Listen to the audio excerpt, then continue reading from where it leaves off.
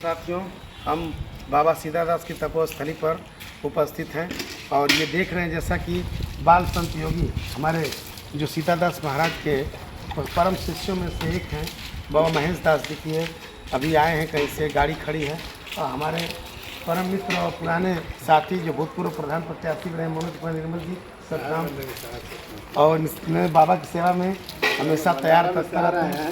भंडारे में से आ रहे हैं गाड़ी की, तो बारिश की वजह से गंदा वजन सफाई भी कर रहे हैं। इधर देख सकते हैं साथी, बाबा के मरने के बाद बाल संत योगी बाबा महेश दास जी ने बहुत सारा कार्य करवाया है।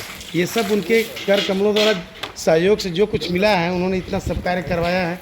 ये सब बाबा महेश दास जी के कर कमलों द्वारा ये सब निर्मित है। ये बाबा की पहले की गाड़ियाँ हैं जो देखें पीछे, इससे बाबा चला करते थे।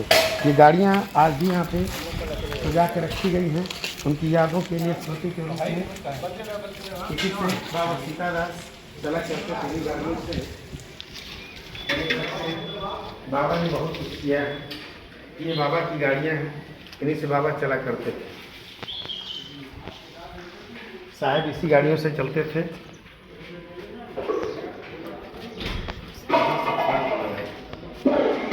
चलो, ये आश्रम की तरफ से यहाँ पे भंडारे के जब भी आयोजन किया जाता है, खुद का अपना बाबा ने यहाँ बर्तनों की व्यवस्था की, इसको आप देख सकते हैं। ये सब आश्रम के सब सारे सामग्री हैं और शुद्ध सात्विक यहाँ शाकाहार होता है, मांसाहार को वर्जित किया गया है। मांसाहार यहाँ इस पंथ में नहीं लिया जाता है। यहाँ के लोगों के द्वारा जिनको कंठी प्रदान की जाती है, बाबा जी को कंठी प्रदान करते हैं, माला प्रदान करते हैं, वो मांसाहारी होते हैं तो उनको मांसाहार छोड़ना पड़ता है। अभी हम बात करते हैं ये बाल संत योगी सिद्ध पुरुष बाबा सीतादास के परम शिष्य जो है बाबा महेश दास जी के पास। उससे पहले मैं आपको दिखा दूँ, बाबा जी अभी इसे आ रहे हैं भंडारे से और बाबा का आगमन हुआ है। 10 जुलाई को बड़ा कार्यक्रम होने वाला है गुरु पूर्णिमा के पावन। बाबा जी को थोड़ा सा प्रणाम करते हैं हम। साहेब बंदगी सतनाम साहेब, बाबा का दर्शन कर लीजिए, आशीर्वाद रहे। कहाँ से? मर्दा से बाबा। अच्छा अच्छा, मास्टर साहब हैं जो मिले थे। हाँ हाँ, तो हाँ। अब बाबा बहुत पुराने यहाँ के बाल संत हैं, बाबा के परम शिष्यों में से एक हैं जिनको जिम्मेदारी बाबा ने अंतिम समय दिया था। आज बाबा के नहीं रहने पर उनके विचारों को और उनके कर्मों को, उनके अधूरे कार्यों को बाबा ने बढ़ाने का बहुत कार्य किया है और उनके जाने के बाद बहुत ढेर सारा परिवर्तन इस पवित्र पावन तपोभूमि पर देखने को हमको मिला है। अभी ये सामने आपको हमने दिखाया था जो बना था कच्छों पौधे का निर्माण, सब बाबा के सहयोग द्वारा और कमलों द्वारा हुआ, बाबा के अथक प्रयास से आज ये पावन भूमि जो पहले कई बाबा जब सिद्ध पुरुष के रूप में यहाँ तपस्या करने के लिए आए थे, सिद्धि प्राप्त करने के लिए आए थे, कभी यहाँ लोग आते नहीं थे। जहाँ पे चिंता आपको हमने दिखाया, लेकिन आज ये ऐसी भूमि है जो पावन और सिद्ध हो चुकी है। सच्चे दिल से सच्चे मन से जो भी यहाँ पे लोग आते हैं उनकी मुरादें ज़रूर पूरा होती हैं। और बाबा ने हमारे सामने कई चमत्कार किए, कई लोगों को ऐसा वरदान दिया जो 4 साल बाद बोले थे और 4 साल बाद उनका पूर्ण हुआ, 2 साल बाद पूर्ण हुआ। अच्छे से अच्छे राजनेता है, बाबा के चरणों में आकर के गिरा करते थे कि बाबा मेरे चुनाव में मेरा क्या परिणाम रहेगा। लेकिन बाबा जिसे बोला त्रिकालदर्शी थे, बोलते थे कि तुमको एक वोट से विजय मिलेगी, लेकिन मिलेगी। और हुआ भी परिणाम यही कि 2-2, 3-3 राउंड गिनती के पश्चात वो प्रत्याशी एक वोट से ही जीता। ऐसे बाबा के त्रिकालदर्शी थे और उन्हीं के छत्र छाया, उन्हीं के आशीर्वाद से अंतिम स्वरूप में अपना पूरा, जैसे कहा जाता है कि रामकृष्ण परमहंस ने स्वामी विवेकानंद को जाते समय अपनी सारी सिद्धियों को सौंप गए और विवेकानंद ने रामकृष्ण परमहंस के विचारों को रामकृष्ण मिशन मठ बना करके देश विदेश में स्थापित किया। उसी प्रकार से आज बाबा सीतादास के विचारों को और कर्मों को आज उनके परम शिष्य विवेकानंद के तरफ से जाने माने वाले हमारे महान संत बाल योगी बाबा महेश दास जी आज उनके विचारों को अग्रसर करके आगे बढ़ा रहे हैं। और यहाँ पे दुखी और अशांत मन वालों को और जिनके विचारधाराओं में भेद है उनमें शांति उत्पन्न कराने का कार्य बाबा की कृपा से हमारे महेश दास जी कर rहे हैं। हम चाहेंगे बाबा अपने मुखारबिंदु से हमारे इस चैनल के लिए 2 शब्द अपने वाणी से आशीर्वाद दें, बोल दें। बाबा महेश दास जी, बस आशीर्वाद रहेगा। बाबा आज बाबा भंडारे से आ रहे हैं और बाबा के पूजन में और भंडारे में कोई खर्च नहीं होता है। जिस जैसी आत्मा होती है, जैसा आपका व्यवसाय, जैसा आपका सामर्थ्य होता है, उस हिसाब से बाबा आपके साथ आपके दरवाजे पहुंचते हैं और यहाँ भी आप आते हैं तो पाते हैं। अभी आपने बहुत सी ऐतिहासिक चीज़ों को हमने आपको दिखाया, जहाँ वो पेड़ जो कभी ठूट हुआ करता था, बाबा ने अपने जल डाल करके कमंडल से उसको हरा करके और चिमटा गाड़ के वहाँ पर तपस्या करके उसको हरा कर दिया। आज वो पेड़ तो नहीं रहा, बाबा के बाद पेड़ खत्म हुआ है, लेकिन आज उनकी यादें यहाँ पे हैं। बाबा की जीवंत आत्मा उस मूर्ति में विद्यमान है।